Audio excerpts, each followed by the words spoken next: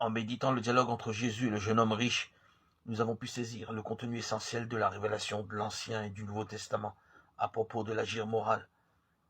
Il comprend la soumission de l'homme et de son agir à Dieu, celui qui seul est le bon.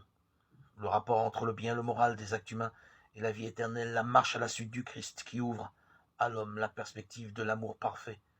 Et enfin le don de l'Esprit Saint, source et soutien de la vie morale de la créature nouvelle. 2 Corinthiens 5, 17.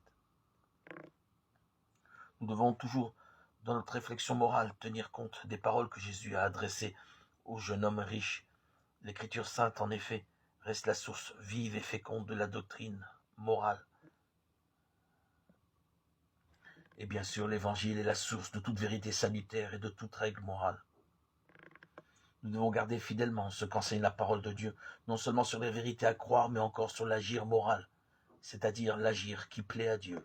1 Timothée 4, 1. Assister de l'Esprit Saint qui nous conduit vers la vérité tout entière. Jean 16, 13. Nous ne devons cesser et jamais cesser de scruter le mystère du Verbe incarné dans lequel s'éclaire vraiment le mystère de l'homme.